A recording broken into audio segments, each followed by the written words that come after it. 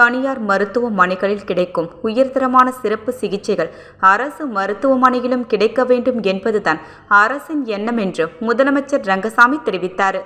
புதுச்சேரி இந்திரா காந்தி அரசு பொது மருத்துவமனை மற்றும் பட்ட மேற்படிப்பு நிறுவனத்தில் புதிய 1.5 டெஸ்லா MRI ஸ்கேன் கருவி, 128 ஸ்லைஸ் CD ஸ்கேன் கருவி, digital mammogram, molecular diagnostic lab திறப்பு விழா இன்று நடைபெற்றது.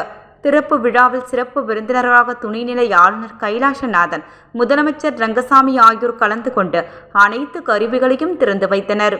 நிகழ்ச்சியில் பேசிய துணைநிலை ஆளுநர் கைலாசநாதன் அவர்கள், சுகாதாரத்துறைக்கு ஆண்டுதோறும் பல கோடி ரூபாய் செலவு செய்து வருவதாகவும், உயர்தரமான மருத்துவ சேவைகளை ஏழை எளிய மக்கள் பயன்படுத்திக் கொள்ள வேண்டும் எனவும் அவர் கேட்டுக்கொண்டார்.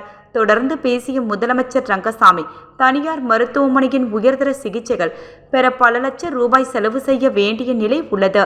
ஆனால் ஏழை எளிய மக்களால் இது முடியாத ஒன்று. ஏழை மக்கள் பயன்பெறும் வகையில் அரசு மருத்துவமனையின் தரத்தை உயர்த்தி தனியார் மருத்துவமனைகளில் கிடைக்கக்கூடிய உயர்தரமான சிறப்பு சிகிச்சைகள் அரசு மருத்துவமனைகளிலும் கிடைக்க வேண்டும் என்பதுதான் அரசின் எண்ணம் என்று குறிப்பிட்டார். மேலும் அரசு மருத்துவமனைகளில் காலியாக உள்ள டெக்னீஷியன், செவிலியர்கள், மருத்துவர்கள் காலியிடங்கள் விரைவாக நிரப்பப்பட உள்ளது என்றார்.